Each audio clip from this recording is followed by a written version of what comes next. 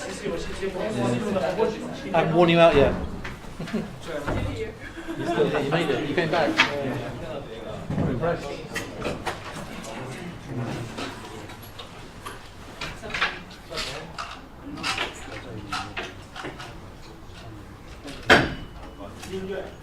Yes.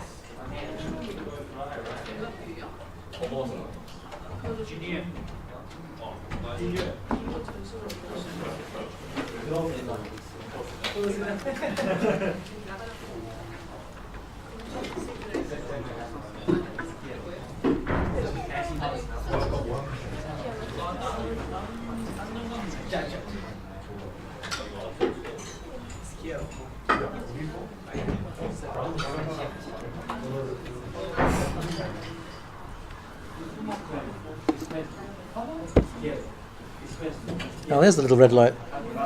Microphone. Ah. This is for the recap. Ah, recap.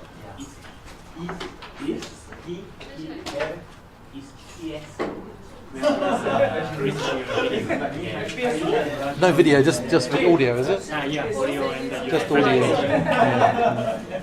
And it records this as well, does it? Yeah. Really? That's amazing. And it's recording this as well. That's pretty cool. It's really good. Never heard of it.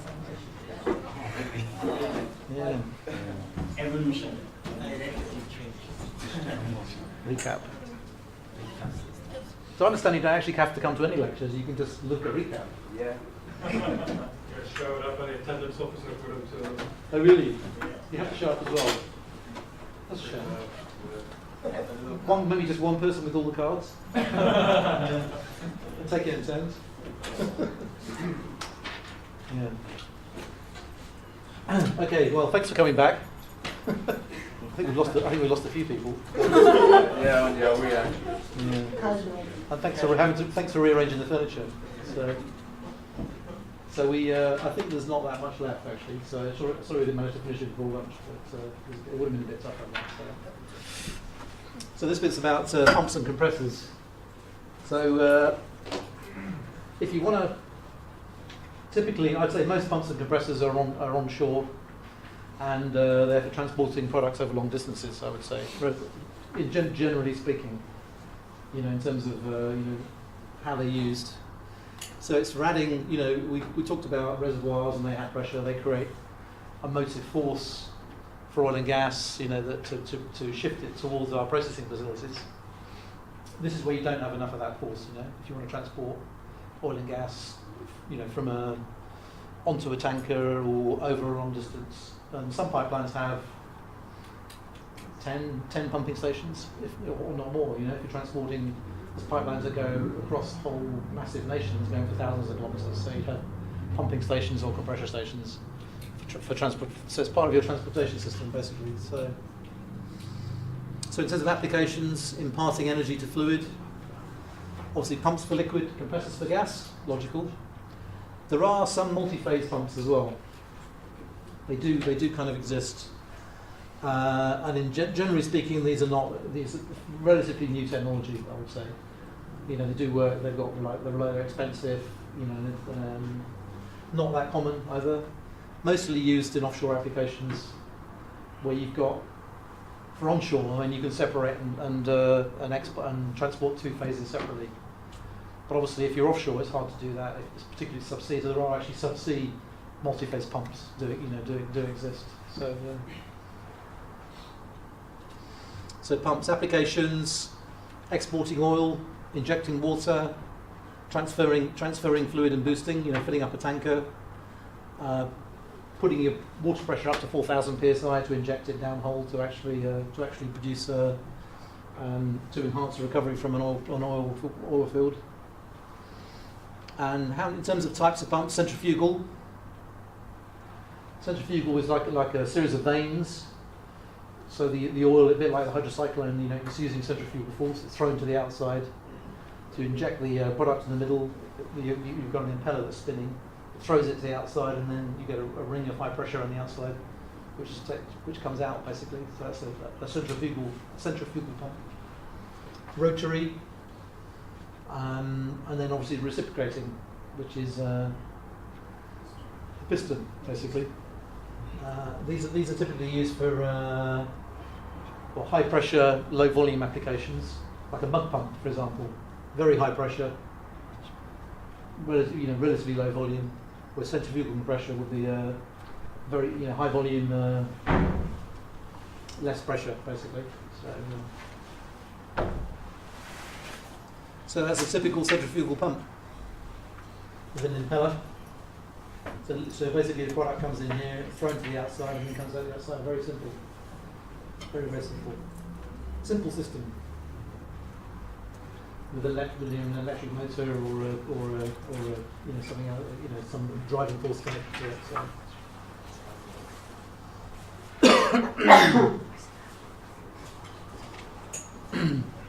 So this is a main oil line pump. So you probably wonder what all this pipe work is, but that's actually all the lubrication, etc. The basic system's the same, but it's got all this ancillary pipe work like a car, to distribute lubricant around to the various bearings, because it has a very heavy duty. You can see the size of it. There's a person standing there, so it's a big thing,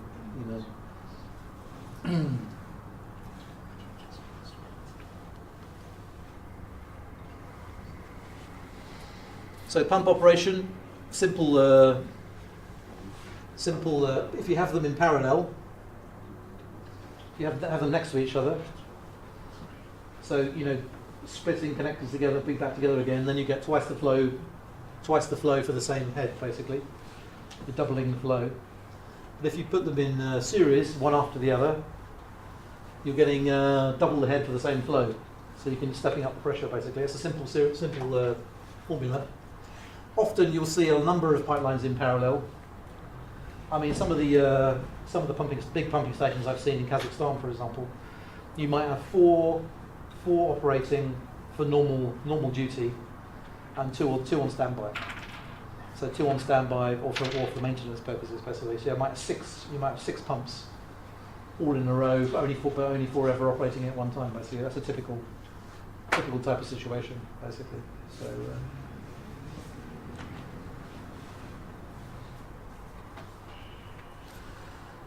So efficiency tends to reduce at high speeds and low speeds. For single speed pumps, there's like a sweet spot for efficiency where the maximum amount of energy is imparted from the rotating equipment to the pump.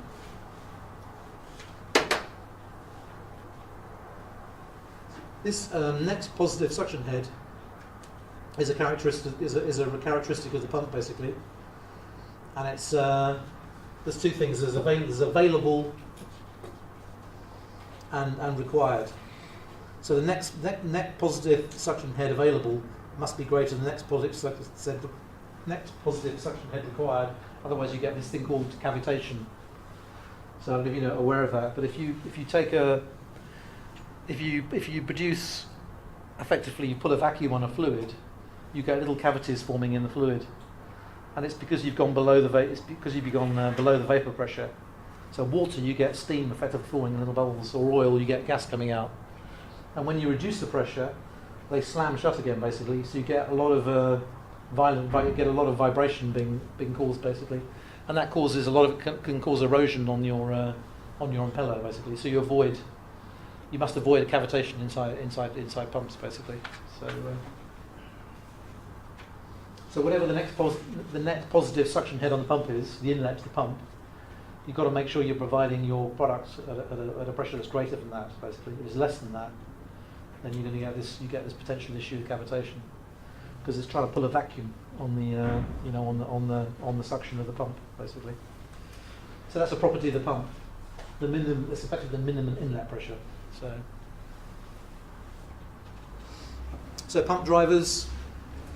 I mean, electric motors. I'm very familiar with diesel engines to pump drivers, and then sometimes gas turbines for very high, greater than 5 megawatts, basically. If you want a very, very high amount of energy imparted.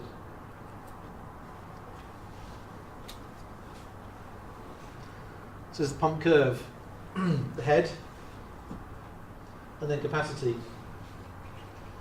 So as the throughput of the pump increases, then obviously the pressure the pump provides goes down. So this is what you term as a pump curve, and this is something that a manufacturer should provide to you.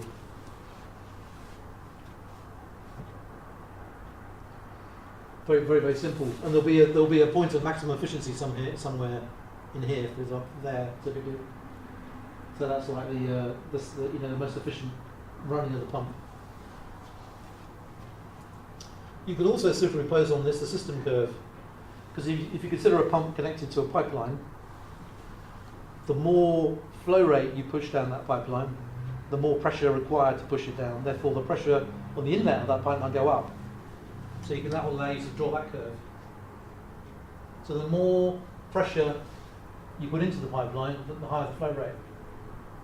So if you connect that pump to that pipeline, you'll get that flow rate basically.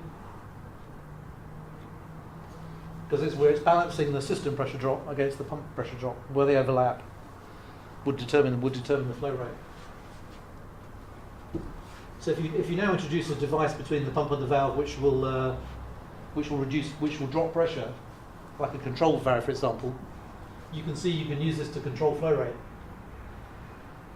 Because the more, if I drop no pressure over that pump, over that valve, then you'll be here. And the more pressure I drop over that valve, the lower the flow rate will be. So that's effectively how you control the flow of a system, basically. You can create a control system where you measure flow, and then you adjust the pressure in the valve, the control valve, to actually give you exactly the right flow rate, basically. So it's a flow control system, basically. And of course, you go right back to here with no flow. That's effectively the static head, basically. So that's like a pump system curve, basically.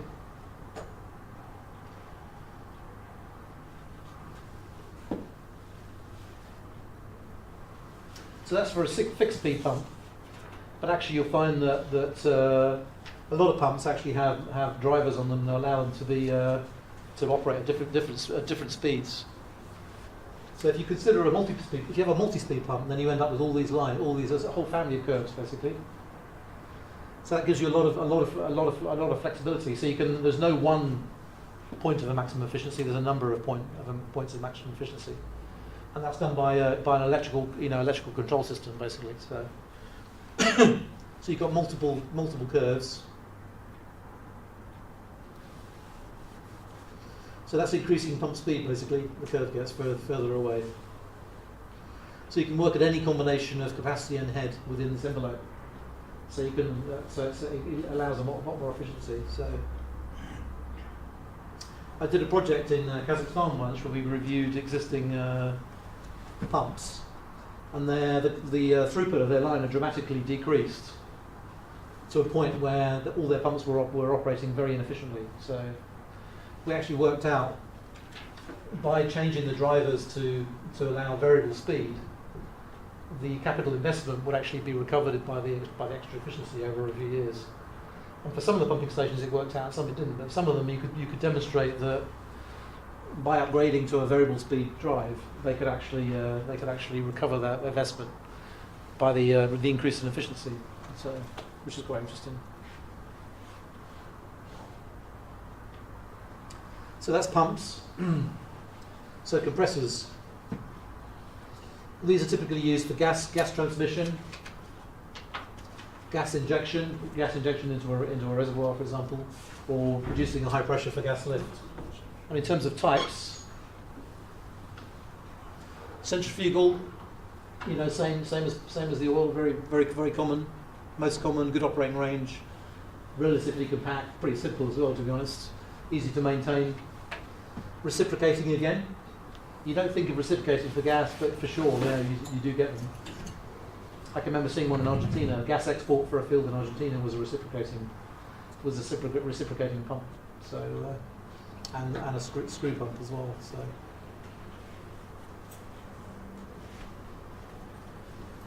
So it's a centrifugal compressor. That's got two stages. That's got two stages basically.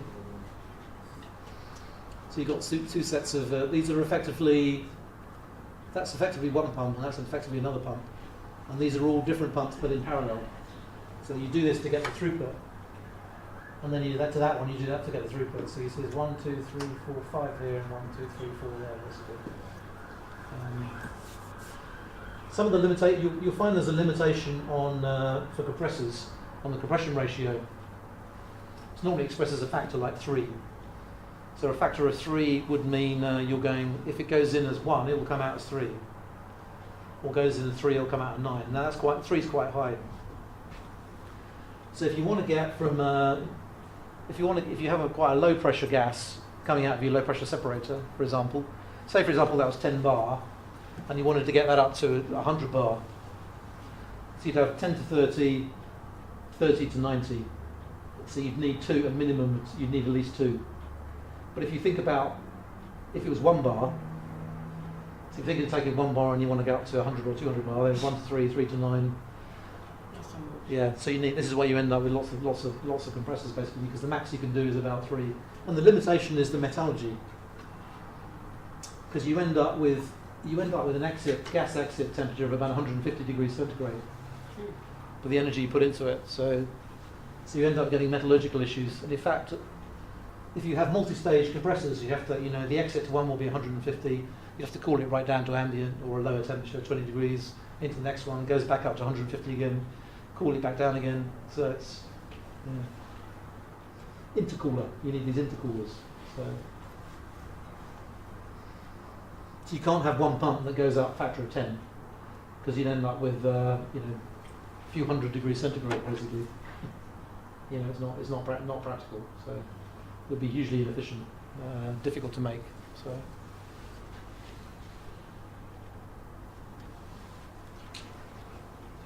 So multiple stages with intercooling for increased efficiency, which we just talked about basically. So you imagine taking gas at 150 degrees centigrade and then trying to compress that.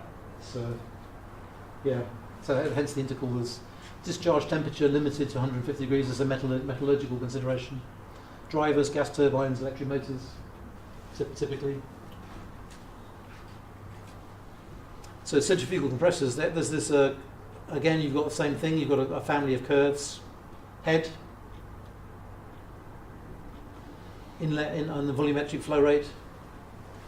This is for a variable speed, so you've got again a whole family of curves.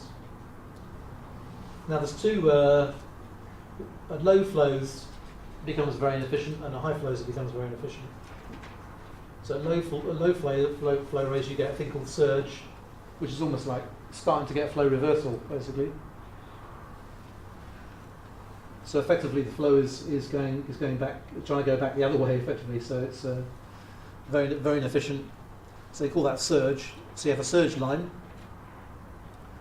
Stonewall is when it becomes internally choked basically. You can't flow anymore basically. So you can see that the pressure is going dive bombing down basically as you try to get the higher flow rates. It's becoming internally choked. So these are lines of constant efficiency. So this is the point of maximum efficiency, or so that will be for that speed. That will be a point of maximum efficiency, basically. So the idea is to keep your pump operating a safe distance from there and a safe distance from there, preferably here. So that's like your operating range. If that makes sense.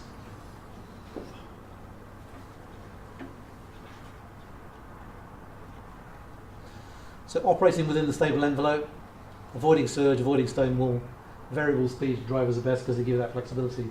If you're only ever going to be operating in one area, that's not true. But you need to understand whether you need that kind of flexibility in your system. So. This is an axial compressor. You can compare this. This is actually mixed because that's a centrifugal. But this is actually you can compare this with a jet engine, basically. So with a jet engine, you introduce air, introduce a fuel, burn it, it expands with the heat, rushes past veins, axial veins, which rotate, which drives the compressor, basically. And this is a similar thing, basically. You've got these axial veins, so the flow through is through here, basically. About that way. To be more correct. Inlet, outlet. So for very, very high flow rates, you would typically use something like this for a main, big 36-inch main gas line. Basically, you might use an axial flow compressor.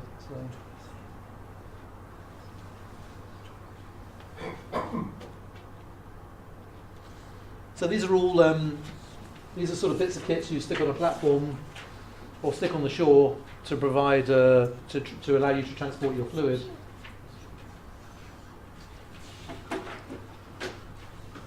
But it is also possible to actually put this kit either on the surface of the seabed or even down the hole. Now you need a good reason to do that, because obviously you've got maintenance and reliability issues. But it is perfectly possible, and in some cases it is, it's definitely done. In situations where you can't actually produce back to the platform, you've got a step-out development. You've already got a platform there, so you don't want to build a new platform.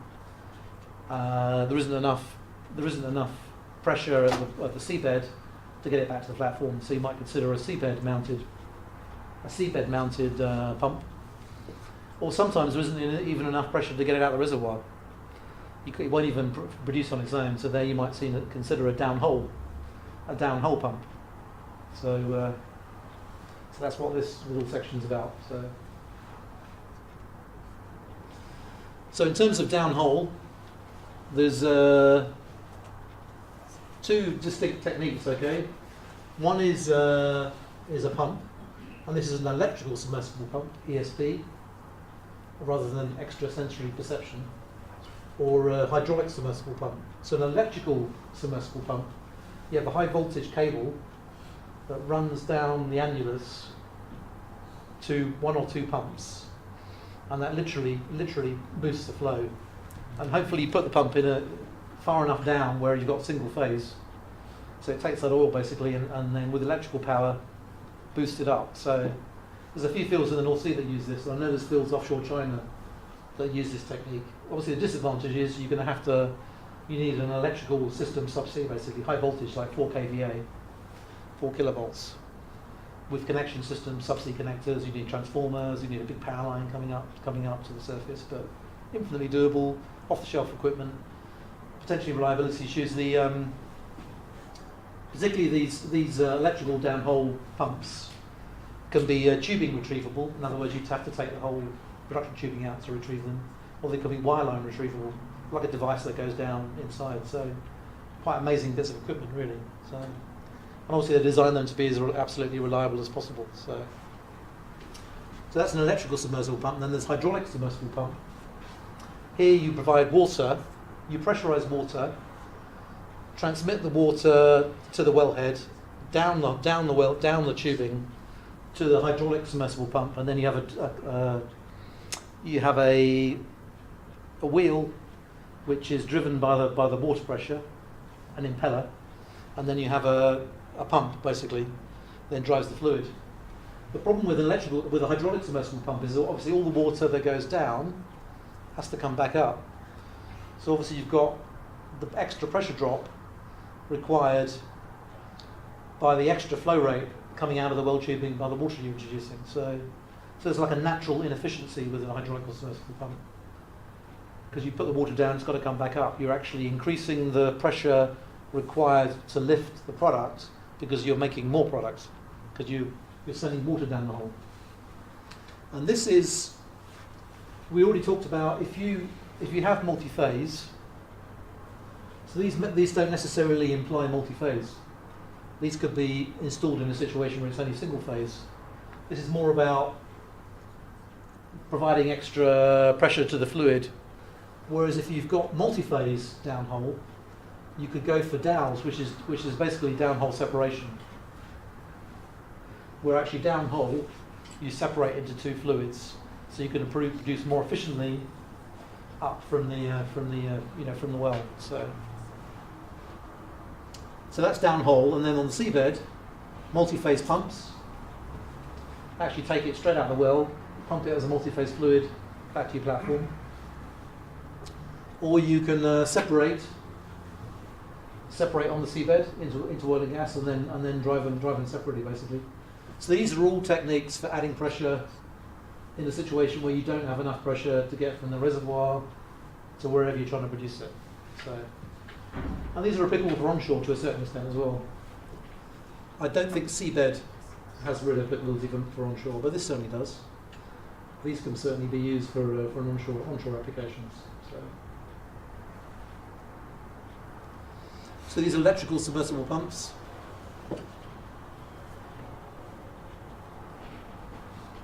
It's the motor. You can see the wire, motor, and then there's the thrust bearings.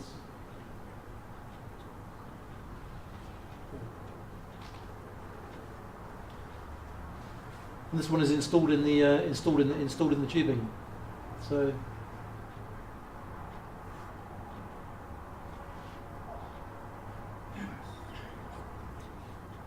neat. Very hard to see. This is a hydraulic submersible pump, basically.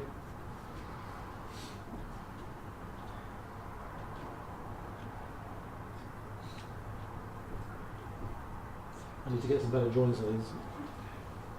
And that's the surface booster. This is run down on guidelines onto guideposts, and I think this is the platform. That's the satellite. So you have a water pump. You send water to this, which then drives the multi-phase pump, basically. So surface booster. And this is down the downhole separation. So this is vertical annular separation. That's sometimes downhole separation.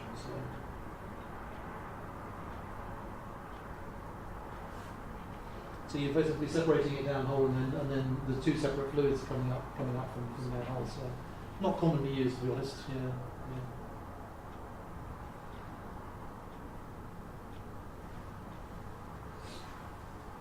And then seabed separation. Again, not commonly used. This is I can't remember who the vendor here is, but this is a protection structure. This is a separator. There's various pumping used. These are actually wells, I think, and there's various pumps. So you separate and pump separately, basically. So if you have to, yeah, it may be just separating is enough. You may not actually have to pump. So. Okay, half an hour. So that's about boosting. This next bit is about how you go about doing a hydraulic analysis. So what you need to consider, how you make the model. So you're sitting in front of a computer, and you've got something like PipeSim or Olga, and you're about to figure out how to design your field. So you've got to make decisions about diameters, insulation. You've got to make decisions about chemicals. You've got to figure out how to start it up, figure out how to stop it, how to commission it.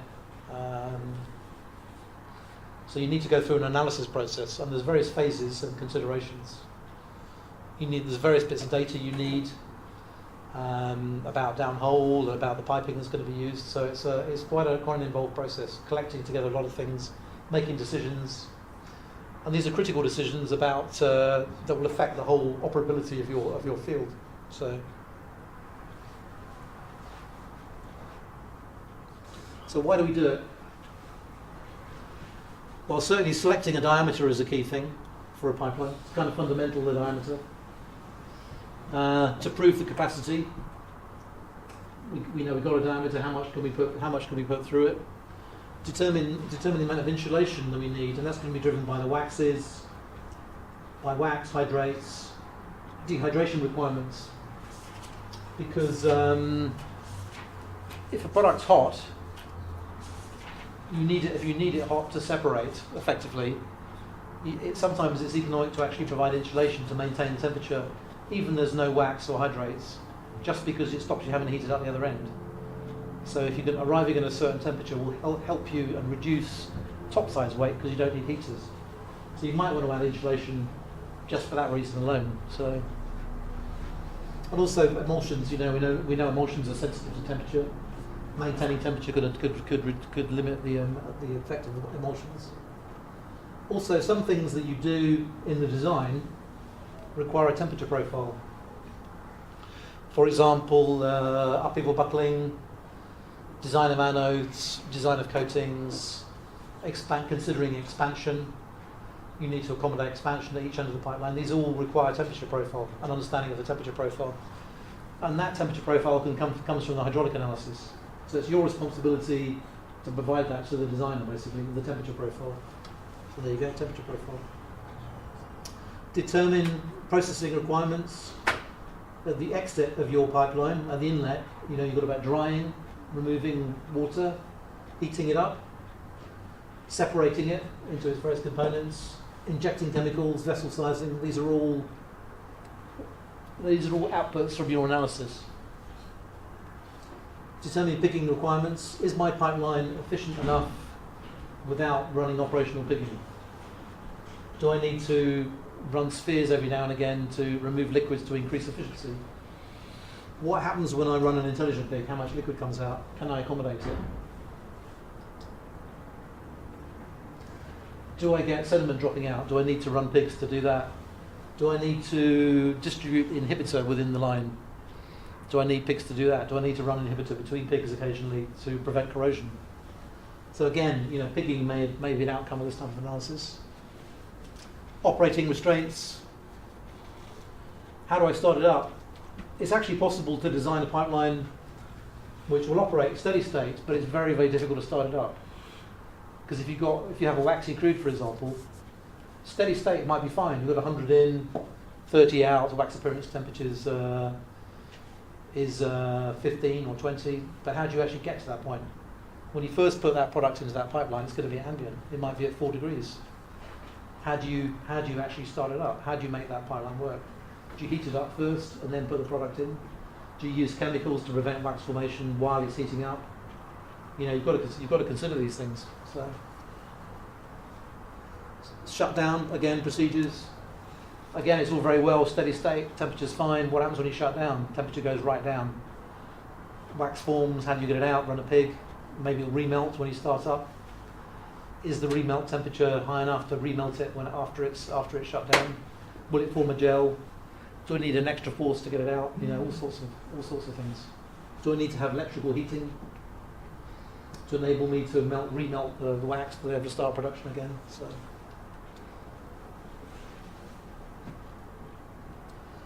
So determining, we talked about that. Working out the minimum flow rates, maximum temperatures, minimum temperatures on line pack. Well, I say maximum temperatures as well, because you need to know minimum temperatures because your material needs to be tested at like 10 degrees below the minimum temperature to establish a minimum temperature for the material requirements. So if you're buying steel, you've got to know what the toughness needs to be at its minimum temperature. And that will be determined by process, because downstream of a choke, for example, on a gas well, you'll get very low temperatures. So you've got to consider the operating temperature of that section. So you'd use the hydraulic analysis to determine it. So otherwise, you can get issues with toughness. So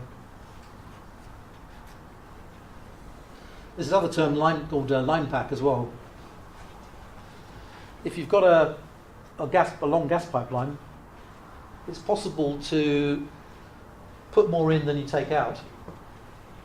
If you put more in than you take out, then the pressure will increase until it reaches its maximum allowing operating pressure, and then you can put less in and take more out, and then the pressure will come back down again to its minimum operating pressure. So if you use this variation in pressure in the line, you can actually use it to store gas.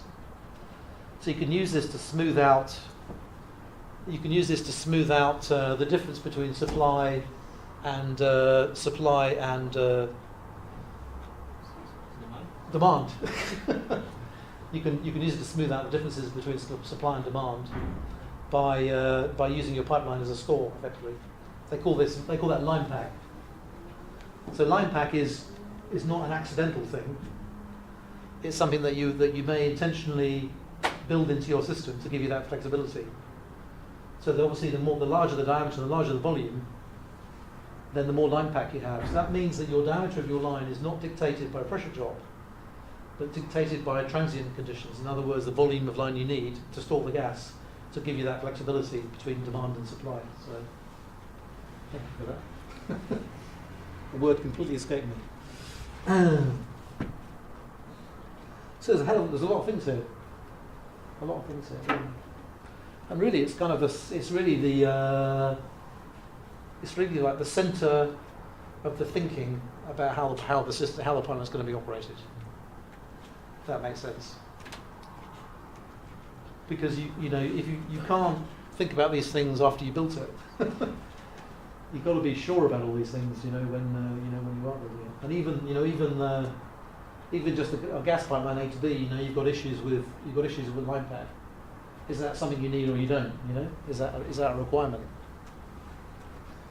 If you've got a very, very sustainable supply, then maybe line pack's not important. But if your supply is only from one field, and your demand is to a power station, which is supplying the whole city, then actually having a good amount of line pack is quite sensible, because it can allow you to work over a well or change a valve in your supply, so you have some flexibility of demand. If you can produce for a day or so just from the pressure in the line, that's a huge advantage in terms of your operability.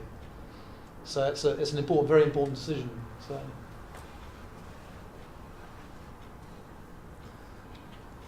So these are the process requirements through life. When I say process requirements, these are the calculations that you might do during the life of a system, if you like. Feasibility: can we do it or not? Is it feasible? Does it make sense? What are our different concepts? 1 pipelines, 2 pipelines, 1 compressor station, a little big pipeline, many compressor stations, little pipeline. These are all sort of concepts, high-level concepts. Front engineering is more of an optimized solution, where you start to fine-tune your choices and reduce your cost estimate, and you start to think about contractor scope of work. So this is all pre-contract, I would say. This is like studies, if you like. Here, typically, by this time you've committed to it, you're actually going to do it. Basically, this could be with a contractor doing the detailed design. So it's my EPC project. He's doing the design, producing all the drawings, everything you need to buy it and specify it, and make it, basically. Welding pre-qualification, welding procedure specifications, welding pre-qualifications, alignment sheets, process flow diagrams, specifications, sheets, all that, for buying valves and all that stuff needs to be sorted out in detailed design. And typically you'd finalise the cross-section in detailed design, mechanical design specifications, drawings, design manual, and then obviously you've got to figure out how to operate it. So when you hand it over to operations, ideally you'd have a manual with it. So the manual will tell the operator how he starts it up, how he shuts it down, how he blows it down, reduces the gas, reduces the pressure right down to nothing to work on it.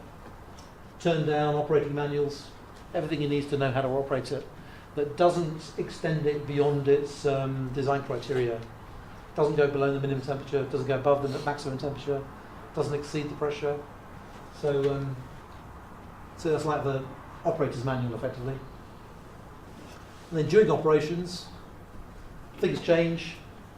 There's other kind of calculations that you might want to do during operations. One of the important processes that you go through in a design process is a thing called a HAZOP, and this is it stands for hazard during operation, and it's a formal process where you get the P&IDs and you get all the people that know about the plant and how it works, and then you have a chairman and a scribe, and you sit in a room and you go through this incredibly tedious process where you split the whole system down into little tiny segments, and then for each segment you go through this process where you say, Can we have no or none? Do we have more or high, have less or more, part of, more than, other than, reverse? And the reason why I show this slide is because a lot of this is related to an understanding of process. A lot of the HAZOP type things are related to process and how the system works from a operability, from a process point of view. So typically an outcome of a HAZOP would be more process calculations. Can this get too cold? Let's find out. Do some calculations. What about transients? Do some more process calculations, etc., etc., etc. So, when I've been doing a hydraulic analysis for a subsea system, you go to a HAZOP and then you come out and your scope of work has doubled because you have all these safety-related issues to consider, that mean more work, and it's the right time to do it, before you spend money on constructing it or buying something. So. This is a bit busy. When you're designing a pipeline system, I'd say particularly a subsea pipeline system, there's a hydraulic design and a mechanical design, and they're very, very closely linked. And there's like a flow loop and a thermal loop, because you can start anywhere in this, but basically pressure and temperature profile will give you a thermal profile, which will give you which will cause buckling potentially. Buckling determines cover determines coating, and the coating will affect the temperature profile. So you get a loop there basically, which you need to solve. And then the same with flow. Composition of flow regime determine the corrosion allowance, which determine the mechanical design. Obviously, you've got a thick wall, it affects the flow diameter, which affects the flow, which affects the pipeline coefficient, which affects the flow regime, etc. So you could end up with more than one solution to the same thing. You could approach. In fact, I've been involved in design competitions where you end up with two solutions which satisfy this. Both of them satisfy this. So it's like a highly coupled calculation, basically. This is another slight oddity. You'll find that at the end of a gas pipeline, you'll find that it can go below zero. When you initially designed it, it might not do. But as through life, you increase the throughput. You'll find some pipelines coming into the UK are operating at very low temperatures. And the problem is that actually can freeze. With the wet climate in the UK, you can actually freeze the water in the soil around the pipe. And slowly but surely that you get a frost bulb forming that gets bigger and bigger and bigger and bigger. And because water has a larger volume frozen than it does when it's liquid, it expands, the volume increases, and it pushes the whole thing up. So you can find, if you ignore this, you suddenly come along and you find a great big mound that's basically caused by frozen soil, but if you're around your pipe. And that can cause hideous damage. We had an example a couple of years ago where there's a pipeline underneath a railway line, and the whole thing went up, and it ruptured a parallel line, and it made a big hump in the railway line as well, due to this effect. So, and it's not easy to fix. So when you're considering, if you're doing a hydraulic analysis and you end up with low temperatures, particularly on like a shore approach to an offshore line, you've got to consider how you deal with that. How you deal with that from a soils point of view. Because if you stick something at 0 degrees in soil, it's going to freeze it. And over time, the bit that's frozen will get bigger and bigger and bigger until it can create some serious issues. So. Frost heave. And temperature can cause issues as well. This is a pipeline that buckled vertically in Indonesia. It's in a very shallow water situation offshore a place called Kalimantan in the east of Borneo. And these are relatively large concrete coated lines, and this one buckled vertically due to excessive temperature. And this is the fill joint here. and one of them actually ruptured here and caught fire. So there's a bit of there's quite a safety issue as well. In fact, the kids are swimming out to this and using it as a diving board. They were quite disappointed when we fixed it. So.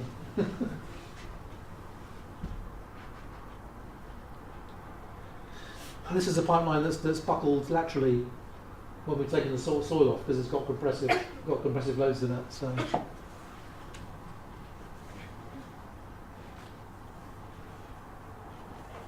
So modelling considerations. So we just talked about what you might want to consider when you model something. What the objectives are, how you go about doing the analysis, what the phases are. This is actually how you'd actually sit down and build a model. It's like a mathematical model where you are creating it's like a virtual world. You're simulating your operating pipeline by creating a mathematical model effectively. So it's a bit like finite, in fact it is finite analysis. So the typical analysis, you want to choose a pipeline system which is operable. So it satisfies the pressure drop, it satisfies the thermal characteristics, temperatures, has a favourable regime for corrosion, erosion and slugs. Slugs aren't too big, you're not getting corrosion issues created by your flow. It's flexible bearing in mind that your field may be different than you expect. You may have changing requirements because of surrounding other operators, etc. So flexible. How flexible does it need to be? You can start it and stop it. Again, you don't want to design something that can't be started or stopped. And also the throughput, and also this is throughout the field life. Everything you consider here must be on day 1 and also day 30 times 365. Because that's often the thing that catches people out, not anticipating what might be the future requirement, which requires future large investments. So, good example of that is hydrogen-induced cracking resistant steel. It's not a massive difference in cost when you buy it, the steel. So you may think that your product's sweet and you don't need it, but the trouble is if someone else ties into it, that you want someone else to tie into it, and they have got hydrogen in their product, then you can't do it basically. So you save 5% on your material costs, but remove your flexibility in the future. So typical calculations are performed. Minimum temperature. So where on my pipeline system can I get a minimum temperature? That would be like blow down, pressure drop across a choke. So to figure out, that's going to drive the materials I buy. What's my Sharpie testing going to be? It's going to be 10 degrees below the minimum temperature. So is my minimum temperature 0? Is it minus 10? That will affect your material selection. Maximum temperature, buckling, corrosion coatings, anodes. They're the sort of things that are going to be driven by the maximum temperature. So, and there are quite a few things you need to consider for maximum temperature. So it'll be like one well on its own, highest environmental temperature, all combined together to give you your maximum temperature. So nominal conditions. Some things need to be designed not based on the maximum or minimum, but what's generally the case. Like anode consumption is not going to be driven by an instantaneous high or an instantaneous low. It's going to be driven by the average conditions. So you wouldn't design your anodes to accommodate a maximum temperature which may only occur once throughout the whole field life, or again the minimum, which is going to occur very occasionally. You need nominal conditions, the average. So nominal conditions. Again, maximum velocity, avoiding erosion. Erosion can happen fairly quickly, so what's the maximum velocity do I need to consider erosion? Startup cases, shutdown cases. Gel breaking is some crudes, waxy crudes, when you shut down and reduce the temperature, they form a gel. So the pipeline will be basically completely blocked with like a gel. So you actually, when you actually want to produce again, you have to actually shear that gel. So if you imagine a tube, a shear surface along the pipeline, you actually have to push that whole plug of material So if you work out what that force is, that's the force you need to produce to start that flowing again, basically, if your crude is gelled. So it's like a shear along the whole length of the pipeline. So How about increasing the temperature? If you increase the temperature, Yeah, yeah. the gel melts. yes, and if you can't do it that way, you have to increase the temperature. Yeah, you're right. Absolutely right. There's some pipelines in India and Africa that, well, one's in India but considered in Africa, where they have that situation. If they shut it down for any reasons, the only way they can start it up is to heat it with trace heating. Because under steady state conditions, they can use bulk heaters. So they heat it up in one place and it's insulated, so slowly the temperature goes down to the next bulk heater, next bulk heater. So in steady state they can do it, but the trouble is if you shut down, the bulk heater is no good to you. Because without flow, it won't heat the whole pipeline, so the whole thing goes down to ambient. The only way they can start up again is by using trace heating. So they have to literally heat up the whole pipeline to a certain temperature, get it flowing with the trace heating, and then get the bulk heaters fired up again. So you're absolutely right.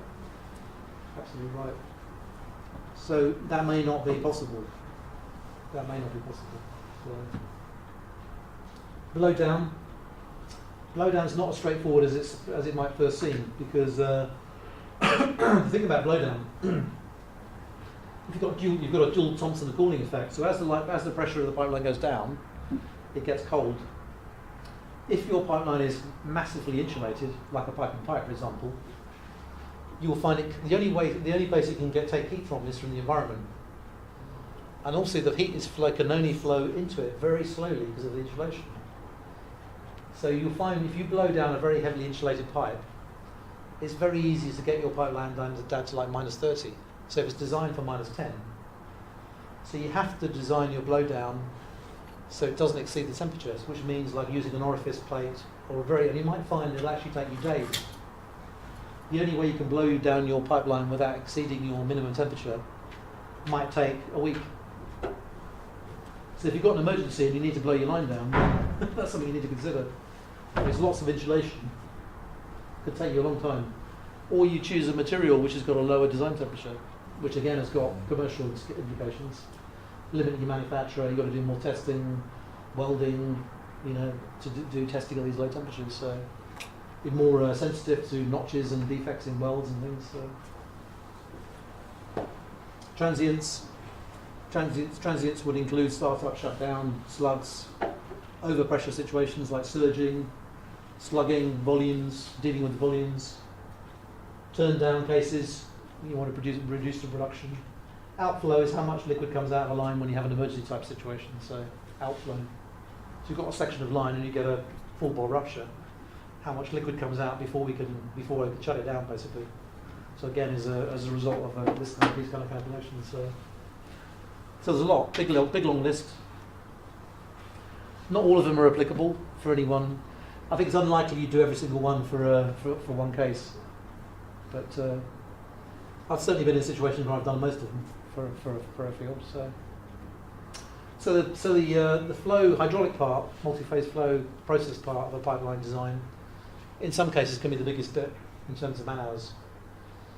And certainly in my experience, you can spend a lot of time on this. You need to spend a lot of time on it compared with other activities. So if you think of this compared with the wall-thickness design, PD over 2T. So I'm simplifying it, but How many engineers or people do you need to realize to perform a hydraulic analysis? I mean, when I've been doing this, I did it on my own. But maybe on my own with one other person sometimes. So maybe a couple of guys for like a couple of months. So yeah, that's I would say typically. Yeah. To do the whole lot. Yeah.